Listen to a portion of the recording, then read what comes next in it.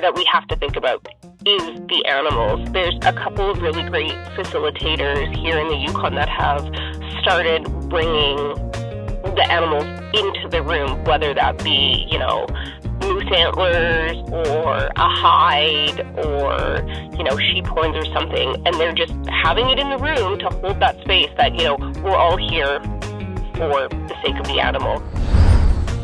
Welcome to the Co-Management Commons podcast. My name is Jamie Snook. I am your podcast host, and I have been working in and with Indigenous communities for over 20 years now.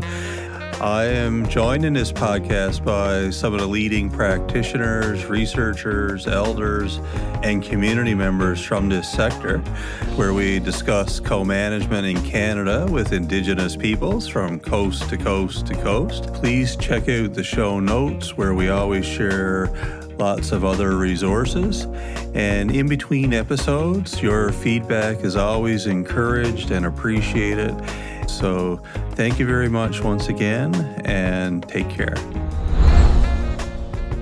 All right, well, welcome to the Co-Management Commons podcast, and super excited today to be joined by Steve Hossack. Did I say that right, Steve?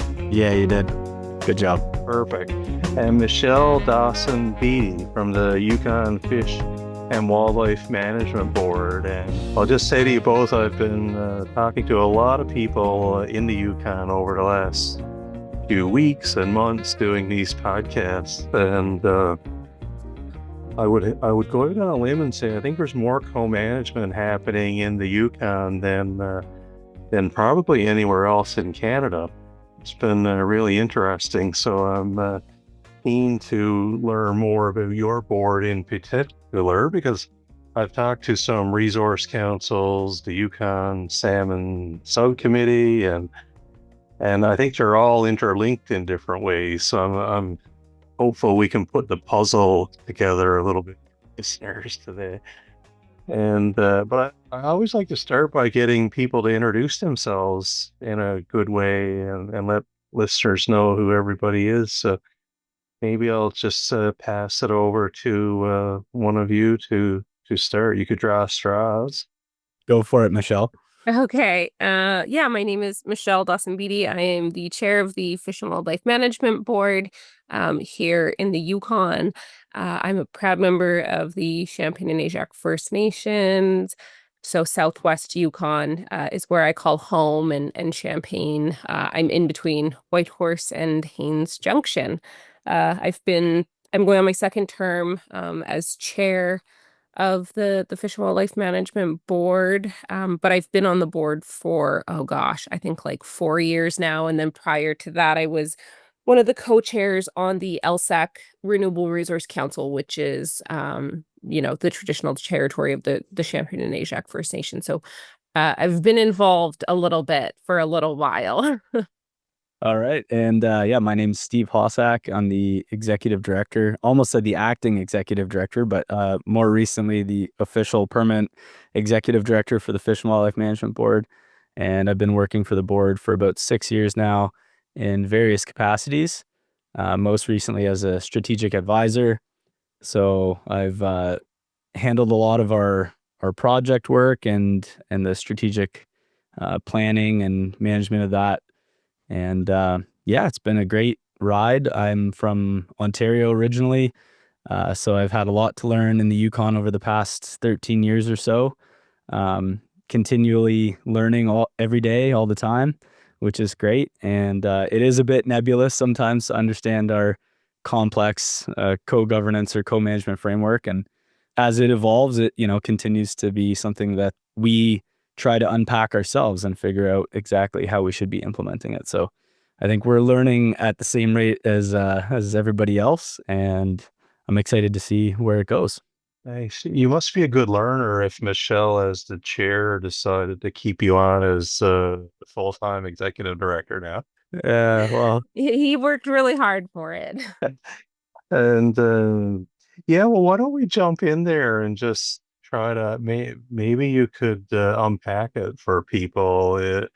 as straightforward as you can. Where the Yukon Fish and Wildlife Management Board fits in the overall scheme of things with the Renewable Resource Councils and the other subcommittees, and great that Michelle has experience at different levels of the system, it sounds like. So maybe Michelle, you could put it together for us. I can, for sure, and then Steve can elaborate. The salmon subcommittee is actually a subcommittee of our board. So, we approve their budget, we approve their work plan, we appoint members from our board to the salmon subcommittee so that we do have representation on there. I think our current member on there is Sebastian Jones, who's also he's our vice chair on the board. And he lives in West Dawson, so he brings a lot of valuable perspectives to that board for sure. The Yukon Fish and Wildlife Management Board is more territory wide, not specifically focusing on like an individual traditional territory like that of the RRCs. Our board is made up of representatives from the Council of Yukon First Nations. We have 6. And then representatives appointed from the territorial government, and then 1 federal appointee. So, the way we approach things is from a territory-wide lens, and how is it going to impact everybody? Licensed hunters and things like that. Whereas the RRCs are very specific to the traditional territory that they're located in, and they provide a lot more of a holistic view on any emerging issues that are happening in their area. Anything to add, Steve? I'm sure I missed something. No, that's a great high level overview. It's easy to get caught up in some of the nuances and details, but I think that pretty well covers it.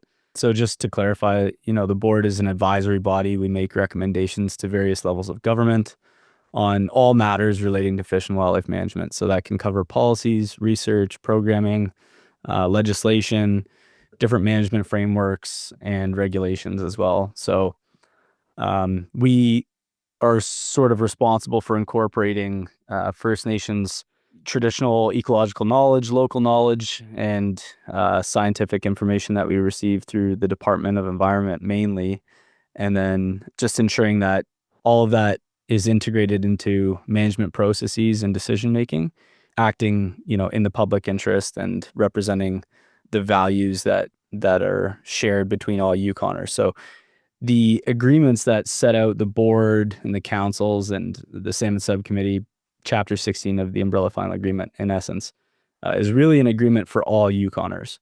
So sometimes it's perceived as really, being embedded within the First Nations final agreements, and it is, but those agreements are really for everyone, is how we like to frame it. And one of the things that I guess that I try to understand is with the First Nation Renewable Resource Councils, they themselves are giving advice as well. Am I understanding that to the board itself? And then the board would take that into account and then give advice to different levels of government. I'm understanding that right? So the both the board and the RSCs and the salmon subcommittee, for that matter, are not really tethered to one government or another. So again, we're all established out of the final agreements. So we're sort of, as some people say, creatures of the final agreements. But once you're appointed to the RSC or the board or the salmon subcommittee, you represent the mandate of that organization. And so we're all independent, arm's length advisory bodies. So we don't, even though there's nominations that happen and appointments that happen, once you're on that board or council, that's really who you represent. You represent the public interest. So that incorporates First Nations views, values, and knowledge, as well as local residents as well, non-Indigenous folks. So it's sometimes difficult for people to grapple with that distinction, but an easy way to think about it is we are independent bodies. So the RSCs in particular are not, they work very closely with the local First Nation whose final agreement they're born out of, but they are a standalone entity. So they have very similar heavily overlapping responsibilities and powers as the Fish and Wildlife Management Board to basically, to integrate knowledge and then disseminate advice and recommendations outwards to different bodies, including our board. So it's a bit of a knowledge hub, and I like to think of it as a bit of a flow chart where the local and traditional knowledge is taking place at the RRC level. They're talking to their local communities. Their council members are bringing that into their discussions and deliberations. And then they're pointing, outwards to provide advice both to the board, the First Nation government, the government of Yukon, and sometimes even the government of Canada. So yeah, as the primary instrument, we're really responsible for thinking both inwards and outwards on that scale, just to make sure that everyone is acting, sort of in the public interest, and that there are checks and balances to what the governments are trying to implement.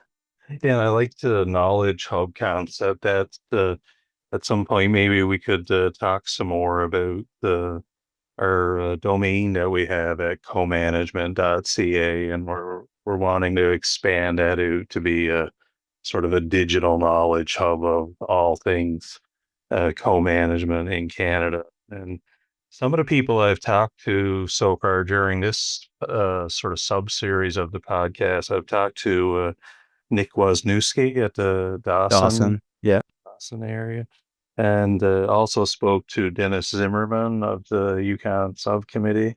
So I've been getting a good feel for different projects that they're involved with, specific to salmon, obviously in one case, but certainly a lot of trapping activities and cultures there in Dawson. And maybe you could give us a feel for what some of the activities are that your board in particular does on a day-to-day or annual basis or whatnot. Yeah, there's a couple that we have on the go right now, and they're pretty busy. I would say probably the most successful one right now that we're kind of gaining the most traction with is the Southern Lakes Moose Working Group. So a number of Yukon First Nation government representatives are there, as well as the kind of like affiliated RRCs, Yukon government, and then the board. And yeah, that one is working really well. Some work better than others, obviously. We meet on, I'd say, a monthly basis. Hey, Steve? Yeah, just about. So yeah, it just really brings in like the perspectives from, the affected First Nations on, what they're seeing on the landscape, and how what tools they're using or would like to be used. What other one do we have? We have the Southwest Mai, which is sheep in southern Shoshone working group as well. That they're both kind of different though. The moose one is, YG wanted to create more hunting opportunities because they said the population has rebounded, and then the Southwest Mai is like there's a significant decline in these sheep populations. So very much the same co-management process, but dealing with two very, very different issues. The Bison Tech team is a good example of co-management as well. Yeah, that one's been going on for quite a while. I'm not an expert on the topic just because I'm not a member of the tech team, so I can let Steve elaborate on kind of how that's been going. Yeah, so there's a lot of, as Michelle mentioned, there's a lot of overlap and similarities between these different groups. Sometimes they're formed to address different processes or different issues. The Bison Tech team started with management planning and trying to create a more holistic management plan that addresses some sort of new emerging issues as well as some longstanding issues with the reintroduction of bison to the Yukon. The common thread here is that all of the affected co-management partners have a seat at the table, sometimes various seats, but they're all present and equally represented there. And we're really just trying to navigate through some of these issues, usually on a consensus-based approach. So trying to find commonality and a path forward for sometimes fairly complex issues that, ultimately require a lot of different knowledge sources and considerations when we're when we're trying to determine the steps of how to move forward. One thing to point out is that these aren't really decision-making bodies per se. Ultimately, within our co-government or co-management framework in the Yukon, the implementing body, the regulating body, is the government of Yukon. So the Minister of Environment at Yukon government is the ultimate sort of decision maker for a lot of these things. Now, when we have these discussions and we, come to an agreement on what we think needs to happen, usually that's honored by the government. It's, in some instances it's delayed or it's not implemented exactly as the group envisioned, but usually it's pretty close. So that's just one distinction to make. And the other thing that I would just jump in here with is that a lot of the co-management, the foundation for co-management processes in the Yukon actually predate the land claims agreements. So we had various issues in sort of the 80s and 90s that sort of set the stage for how some of this looks and feels today. So we had the Finlayson Caribou Recovery Project. We had a wolf conservation and management plan that was developed in the early 90s. Southern Lakes Caribou Recovery Program in the early 90s, and a bison management plan in the early 90s as well, that all sort of emulated the co-management framework before it was formalized through the final agreements. And there was also a pre-implementation wildlife management board, which was basically the precursor to the Yukon Fish and Wildlife Management Board that we have today. And then that was all sort of formalized through the co-management framework, was formalized through the UFA, which is the umbrella final agreement that was signed just about a year ago to the day, or not a year ago, but to the day in 1993. And it's sometimes not really formally recognized as co-management by all the participants and all the parties, especially when you consider sort of academic definitions. So our system of co-management is more to do with modern treaty arrangements that you kind of see across the Canadian North, and not so much really a true co-governance framework. So really linking that back to the fact that the Minister of Environment has the sort of ultimate authority for a lot of these things. Yeah, that seems to be a common feature and a hot topic amongst people involved in co-management. But just to back up to something that you said really early on there, I was going to ask if a lot of your work was done by consensus, and not everybody out there is used to doing work that way, and a lot of people are used to Robert's Rules of Order. And I wonder, Michelle, if you have any practical advice for people out there that haven't had to do business by consensus before, if there were any kind of tips or advice that you would give on how to go about reaching out.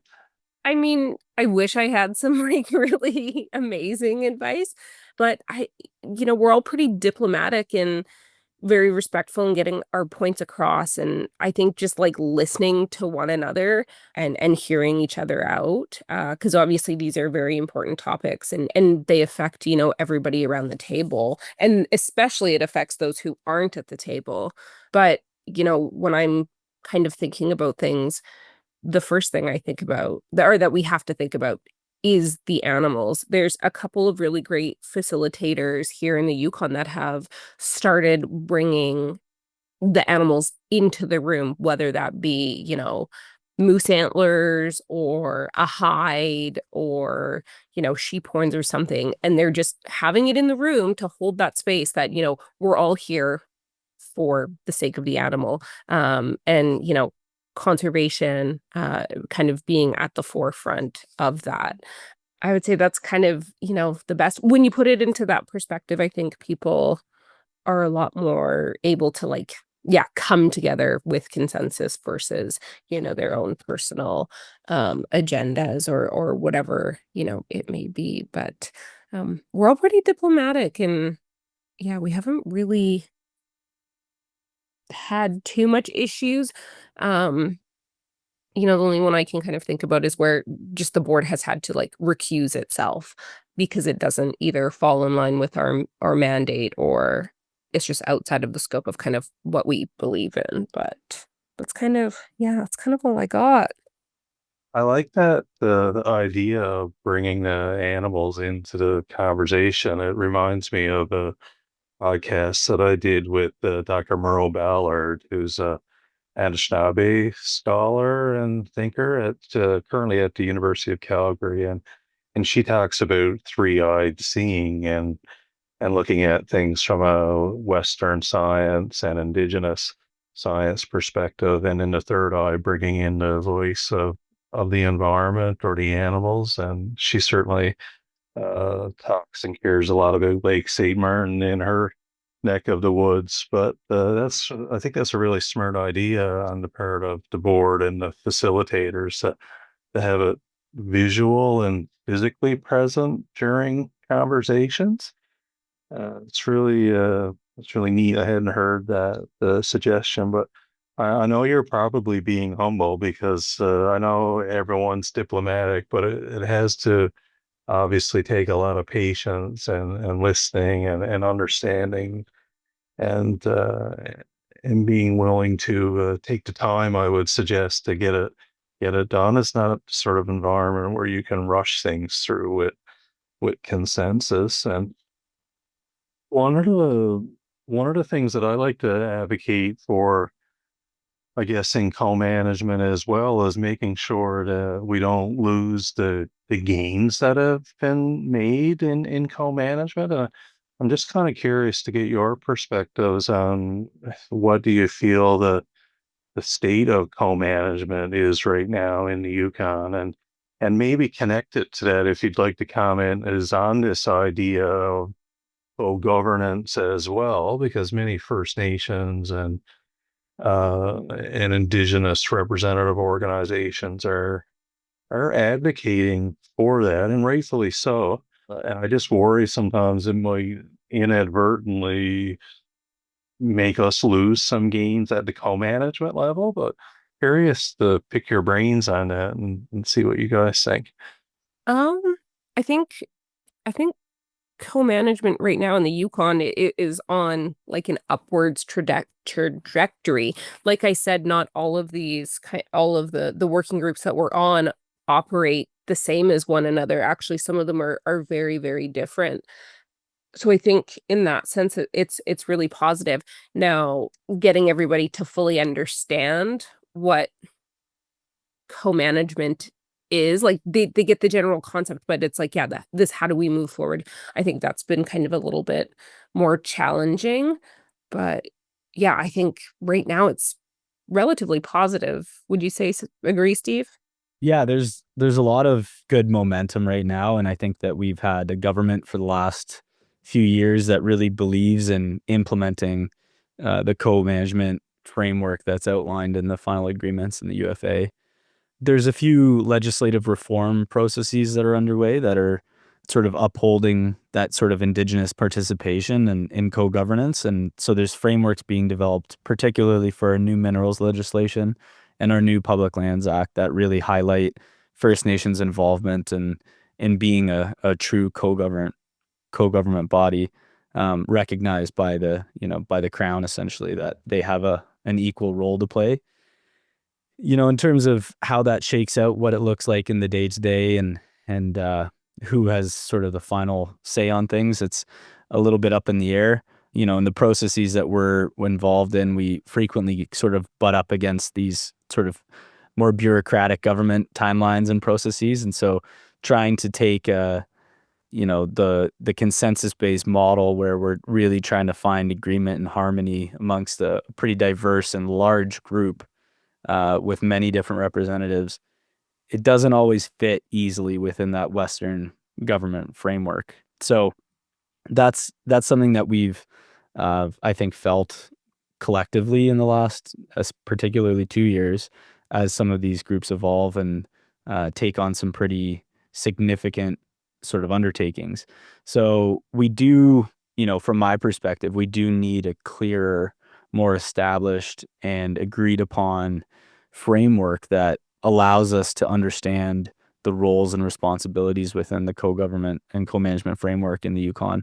So that's something that the board has discussed increasingly over the last, I'd say, 18 months.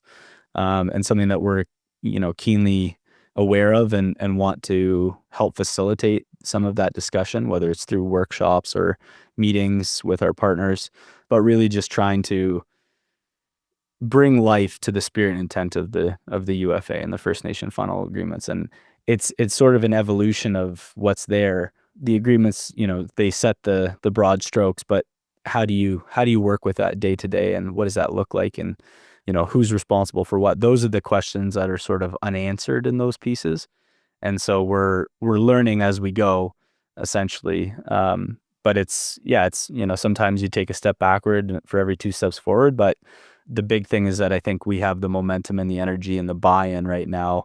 I wouldn't want to speak outside of the board, but many of our partners, I think, feel the same way, that it's heading in the right direction. So that's a really positive thing. That is really positive. I know in a lot of situations and cases, it certainly always hasn't been the norm. The governments of the day would just take the advice and implement. So to hear you saying it's trending more that way sounds really positive. And I just wonder, like, do you, Michelle, as a board chair or other partners, spend any time liaising with government to try to be sort of at the forefront, or do you think there's some other reason why things are good right now?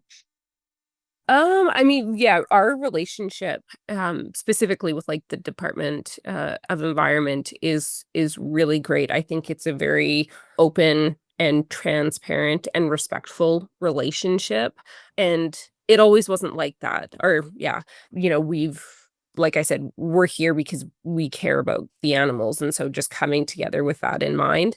So I think that really helps, and it goes a long way. The director of environment at Yukon government is an advisor to the board, so they will attend, or she will attend our board meetings, and kind of just listen to what is going on, what we're working on. But we also set up fairly frequent meetings with her just to say, hey, this was talked about at the board level, and this is just a heads up, and vice versa. I think it's just really working together, and to have that support goes a long way. And like I said, it wasn't always like that. And when we didn't have that good, trusting and open relationship, it really showed.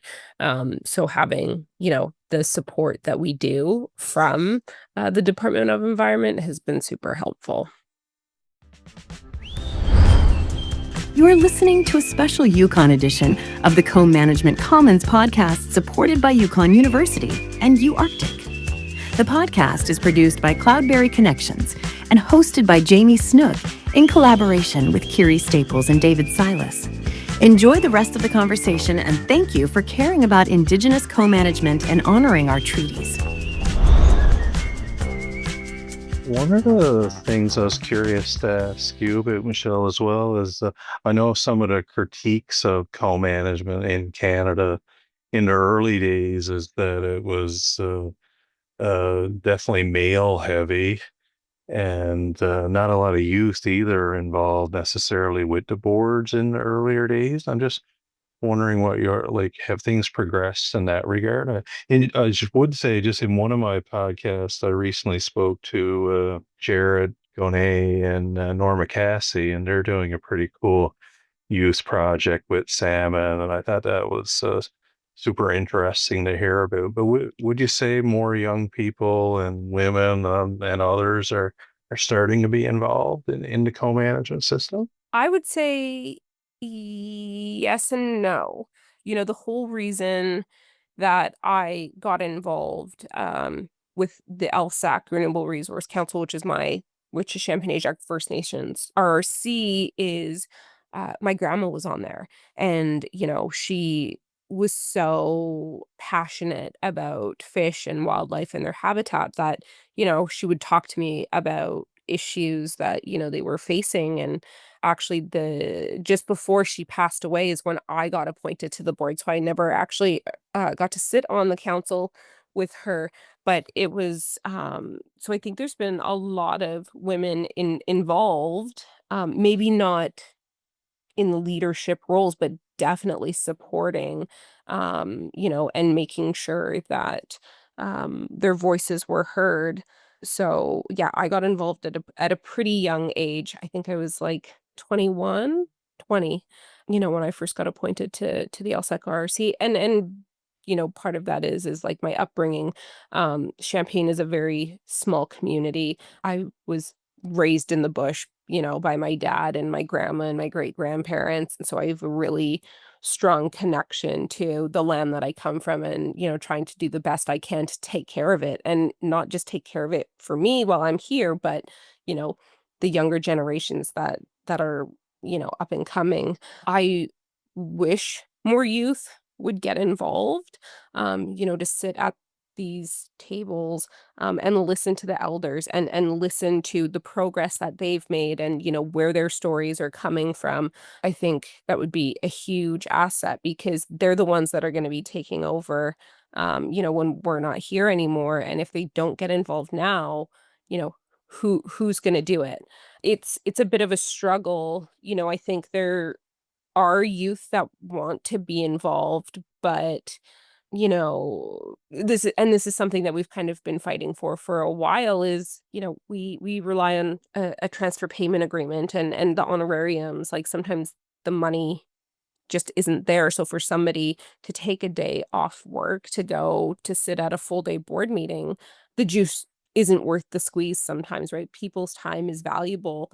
And I think if there was a little bit more financial incentive, we might get that interest. But it's definitely something that we've been kind of struggling with for a while.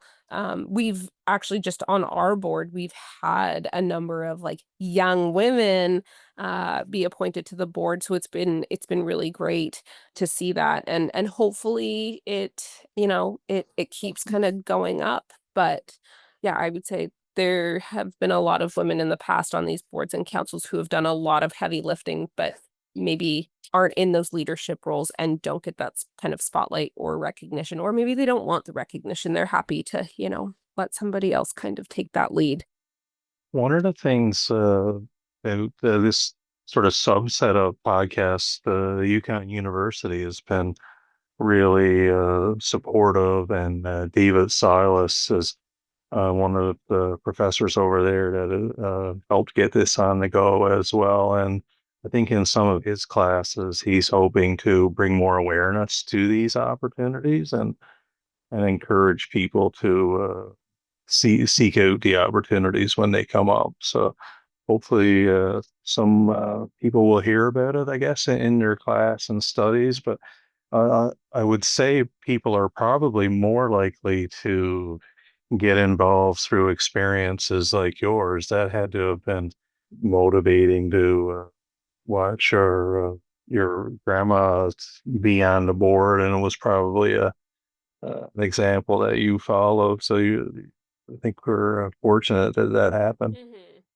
One of the things going forward, I know the trajectory is good there now. That's really positive. I guess over the next 5-10 years, any thoughts on the future of co-management and your board in particular that you're excited about? I think a big part, especially to our board, is all of the experience that and forward thinking that Steve brings, coming on as the executive director, and really through his like leadership in that, pushing us to fulfill our mandate and be the primary instrument of fish and wildlife management. I think he's done a great job, and with him, at the helm, I think it's can only go up.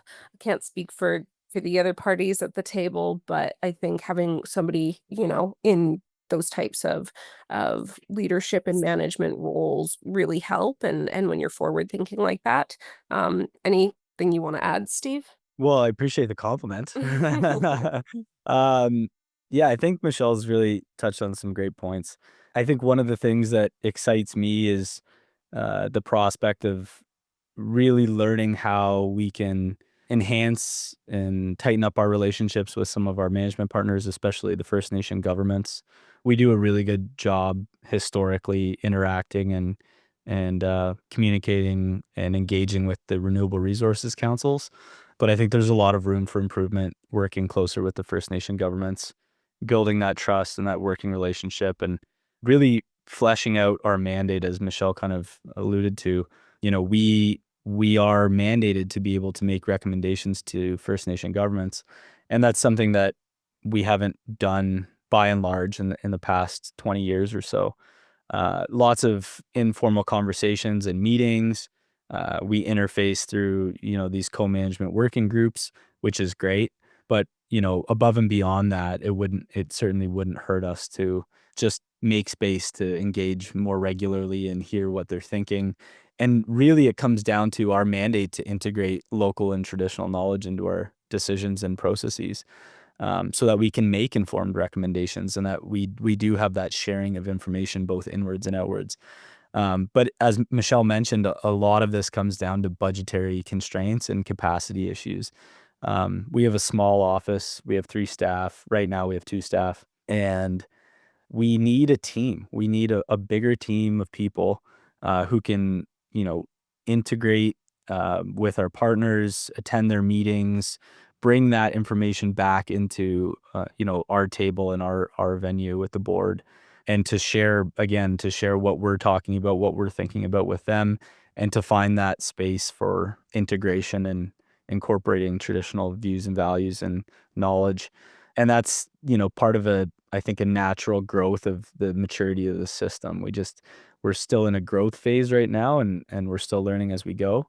So there's a lot of room for improvement, certainly, but we're trending in the right direction, as you said, Jamie. So it's a pretty exciting time to be involved. Yeah, Steve, I feel like I got to put you on the spot a little bit now because you're getting really great compliments from your board chair, and that's super positive. And I'm just curious what your approach has been because it's not easy, and not everybody could just come up from Ontario and then gain the confidence like this. I'm curious what your approach has been because I'm a part of a broader co-management community of practice with a lot of individuals that want to be allies, and they're looking for practical kind of advice on how to go about doing this type of work. And uh, I'd be super interested to hear your perspective because uh, there's probably a lot of value in it for people. Well, I appreciate that. I don't want to speak out of turn, but I think what I try to approach our work with is a real sense of balance and understanding, and trying to see things from another person's perspective. Um, Especially with my background in sort of communications and the work, the careers that I've had previous to this, I think it's easy for me to rattle on about things, but really I try to listen more than I talk. And, being around Michelle and some of the elders that we work with and engage with and meet with, and community members who, you have to just realize they have so much more knowledge and experience on these matters than you do. So really just approaching it as a student, and that kind of mindset that you're learning every day. I have sometimes views of how I see things working, pragmatically, and sometimes that's just not. You kind of have to check yourself and slow down. So, the speed check, I think, is a big thing, and just learning to operate on a different level, being patient, and just really understanding where people are coming from, and just keeping that core principle, top of mind, that we really are there for conservation. And sometimes there are things that we interact with that myself, as a lifelong licensed hunter and angler, initially doesn't resonate with me, and I really just have to sort of question myself and my motives and my understanding of things, and try to see it from a different perspective. And I think when I circle back to what's best for, the fish and wildlife populations and the habitats that we're mandated to conserve, that really helps kind of shed light on some of the, internal deficiencies or weaknesses that we each have, that I may have, and just trying to be, sort of an honest broker and collaborating with everybody that we're supposed to work with. I think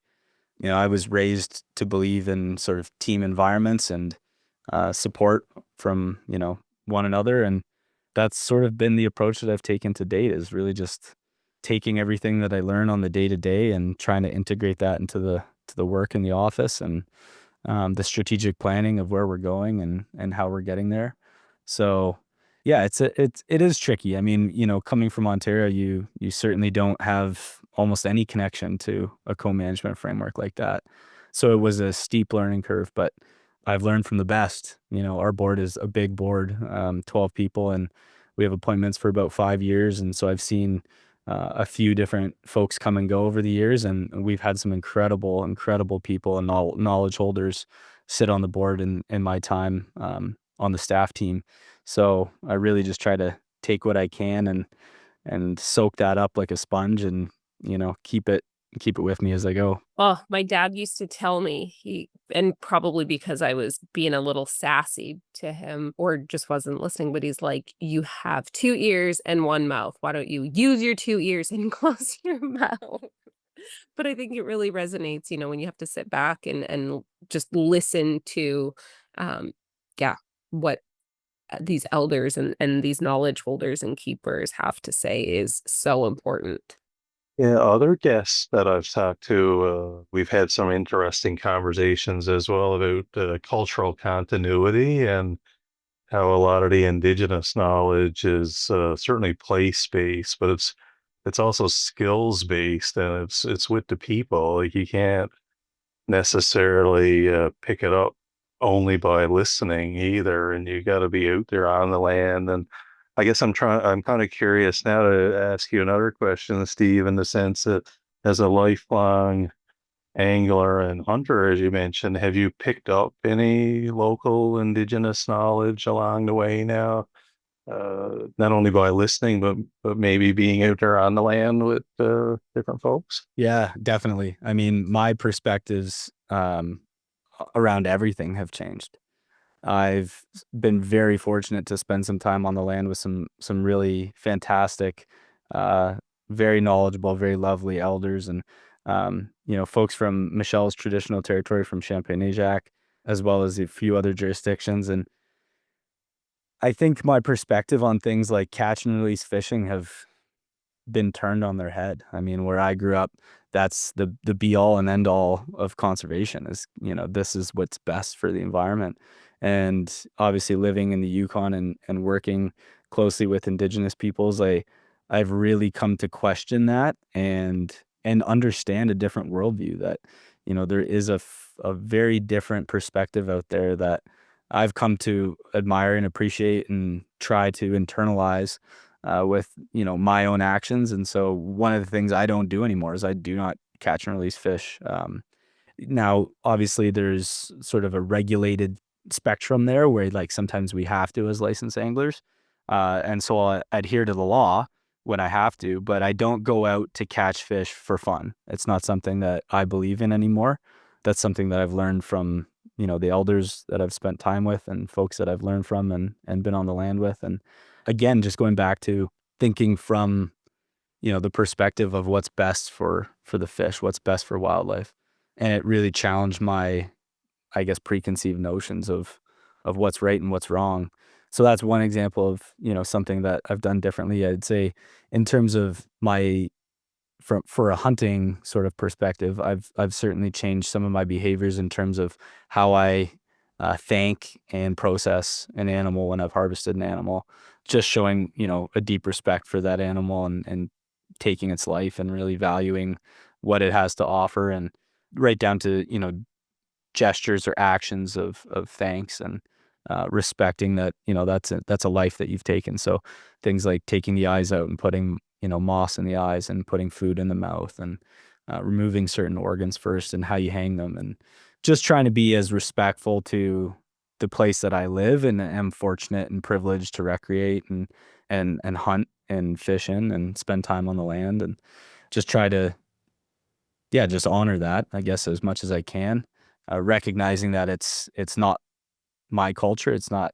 my way, I guess you could say, but it's something that I know that I have to respect and honor and value. So I try to do that as much as I can.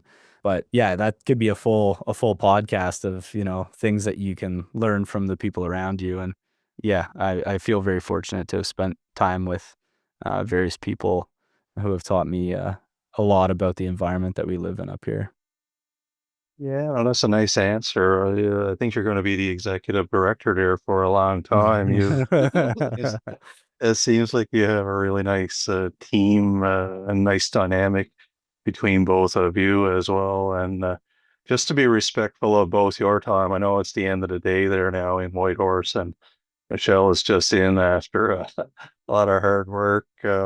We could wrap up now, and I could leave it to you if there was anything you think we missed, or any kind of final comment that you might like to make, feel free.